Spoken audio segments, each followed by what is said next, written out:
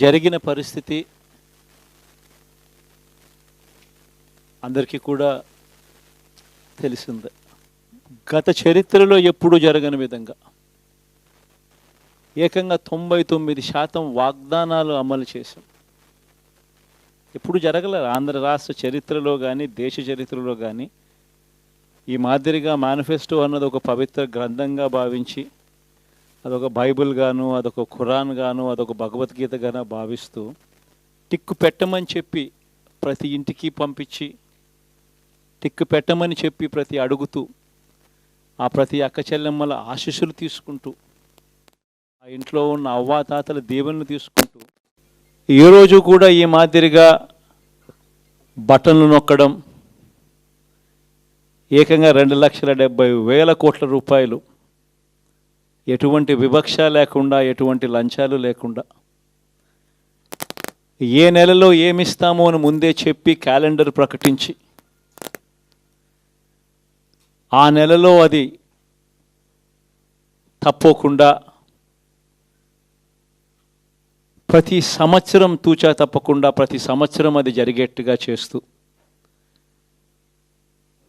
ఏకంగా 2,70,000 కోట్ల రూపాయల వివిధ పథకాల ద్వారా మాట తప్పకుండా జరగడం కూడా గతంలో ఎప్పుడూ కూడా చూడలేదు, జరగలేదు. ఇవన్నీ కూడా నేను ఏదైతే చెప్తా ఉన్నానో ఇవన్నీ ఎప్పుడూ చూడని మార్పులు, గతంలో ఎప్పుడూ జరగని సంస్కరణలు. విద్యారంగంలో అయితేనేమి, వైద్య రంగంలో అయితేనేమి, వ్యవసాయ రంగంలో అయితేనేమి, సామాజిక న్యాయం అంశంలో అయితేనేమి, మహిళా సాధికారత అంశంలో అయితేనేమి, గవర్నెన్స్ విషయంలో అయితేనేమి ఎప్పుడు జరగని చూడని సంస్కరణలను కూడా తీసుకొచ్చు. ఇవన్నీ నేను ఏదైతే చెప్తా ఉన్నానో ఇవన్నీ మనం చేసి చూపించి ప్రజల మన్ననలు పొందిన తర్వాతే ఎన్నికలకు వెళ్ళాం. ఎన్నికల్లో ఏమైందో తెలీదు. 5 సంవత్సరాలు కళ్ళు మూసుకుంటే చాలా అయిపోయింది. 5 సంవత్సరాలు మళ్ళీ 2024 నుంచి 2029 కూడా అదే మాదిరిగానే కళ్ళు మూసుకుంటే 2029 కూడా కళ్ళు మూసుకుంటే వచ్చేస్తుంది. ఇవి మనం గుర్తుపెట్టుకోవాల్సిన అంశం ఏమిటి అని అంటే సినిమాలో ఓన్లీ ఫస్ట్ హాఫ్ మాత్రమే అయ్యింది. గతంలో కూడా ఇదే మాదిరిగా పరిస్థితులు ఉన్నప్పుడు కూడా మనం ఏ మాదిరిగా పైకి లేచాము అన్నది కూడా మీ అందరికీ తెలిసిన విషయాలే. నేను ఒక్కటే మీ అందరికీ చెప్తా ఉన్నా, ప్రజల్లో ఈరోజు మనం చేసిన మంచి ఉంది. ఇంటింటికి మనం చేసిన మంచి ఇంకా బ్రతికే ఉంది. ప్రజల్లో ఈరోజు మనం చేసిన పాలన మీద విశ్వసనీయత అనే పదానికి అర్థం ఈ రోజుకి కూడా ప్రజల్లో ఉంది. గడప గడపకు మనం చేసిన మంచి ఇంకా ప్రజల్లో బతికే ఉంది. మరి ఇవన్నీ ఉన్నప్పుడు మళ్ళీ మనం లేయడం కూడా తథ్యం. కాకపోతే కొంచెం టైం పడుతుంది. ఆ టైం ఇవ్వాలి. ఆ టైం ఇచ్చినప్పుడు, అది జరిగినప్పుడు, పాపాలు పండినప్పుడు ఖచ్చితంగా మళ్ళీ మనం పైకి లేస్తాం. ఈ విషయం ప్రతి ఒక్కరం కూడా గుర్తుపెట్టుకోవాలి. ఎందుకు ఈ మాట కూడా చెప్తా ఉన్నానంటే రాజకీయాలలో అన్నిటికన్నా ముఖ్యమైన అంశం క్యారెక్టర్, విలువలు, విశ్వసనీయత. ఈ పదాలకు అర్థం తెలిసి ఉండడం రాజకీయాలలో చాలా అవసరం. రాజకీయం అంటే ఎల్లవేళలా అధికారమే కాదు. అధికారంలో లేనప్పుడు కష్టాలు ఖచ్చితంగా వస్తాయి. కానీ ఖచ్చితంగా కష్టాలు వచ్చినప్పుడు మనం ఖచ్చితంగా ఏ రకంగా రియాక్ట్ అవుతామన్నది మన చేతుల్లో ఉంది. విలువలు, విశ్వసనీయత లేని మనిషిగా రాజకీయాలు చేద్దామా, లేదా కష్టాలు వచ్చినప్పుడు ఆ కష్టాలను ఎదుర్కొని హుందాగా నిలబడుతూ మళ్ళీ 5 సంవత్సరాలు కళ్ళు మూసుకుంటే 5 సంవత్సరాలు అయిపోతాయి, మళ్ళీ 5 సంవత్సరాల తర్వాత మన పాలన వస్తుంది, మన ప్రభుత్వం వస్తుంది, అప్పుడు మళ్ళీ మనమే ఆందోళన ఎక్కుతామన్నది కూడా గుర్తుపెట్టుకొని అడుగులు వేస్తామా అన్నది మనలో ప్రతి ఒక్కరూ కూడా ఆలోచన చేసుకోవాలి. ఇదే మన ప్రభుత్వం అధికారంలో ఉన్నప్పుడు కులం చూడలేదు, మతం చూడలేదు, ప్రాంతం చూడలేదు, రాజకీయాలు చూడలేదు. చివరికి ఏ పార్టీకి ఎవరు ఓటు వేశారు అన్నది కూడా చూడకుండా ప్రతి పథకము కూడా డోర్ డెలివరీ చేయించాం మనం. అర్హత మాత్రమే ప్రామాణికంగా తీసుకొని ప్రతి పథకము, ప్రతి మంచి కూడా ప్రతి ఇంటికి డోర్ డెలివరీ చేయించాం.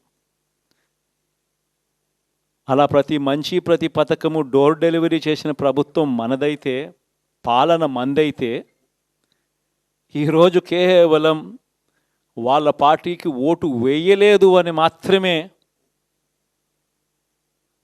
ఓటుకు వేయకపోవడమే పాపం అన్నట్టుగా ఈరోజు రావణ కాష్టం సృష్టిస్తూ ఉన్నారు, విధ్వంసం చేస్తూ ఉన్నారు, ఆస్తులు నష్టం చేస్తున్నారు, కొడతా ఉన్నారు, అవమానిస్తూ ఉన్నారు. ఇవన్నీ శిశుపాలుని పాపాల్లో భాగాలుగా ఇవన్నీ అప్పుడే పాపాలు మొదలయ్యాయి. ఒకవైపున మనమేమో మనకు ఓటు వేయకపోయినా కానీ ఏ రోజు కూడా డిస్క్రిమినేషన్ చూడలేదు. అటువంటి వాళ్లకు కూడా మనం డోర్ డెలివరీ చేసిన ప్రభుత్వం పాలన మందైతే, ఈరోజు కేవలం ఓటు వేయలేదన్న ఒకే ఒక కారణంతో ఏకంగా కొడతా ఉన్న పాలన వీళ్ళది. ఈ పాపం ఊరికే పోదు. రెండవ పాపం చంద్రబాబుది కూడా అప్పుడే పండింది. బహుశా కేంద్రం ఈ రకమైన కేంద్రంలో ఈ రకమైన పరిస్థితులు బహుశా ఎప్పుడు ఉండిండవేమో. ఈ రకంగా కేంద్రంలో 240 ఎంపీలు మాత్రమే వచ్చిన పరిస్థితులు, రాష్ట్రంలో ఏకంగా వీళ్ళకు కూడా ఈ మాదిరిగా మంచి నెంబర్లు వచ్చిన పరిస్థితులు, ఎన్డీఏలో మళ్ళీ చక్రం తిప్పుతూ ఉన్న పరిస్థితులు.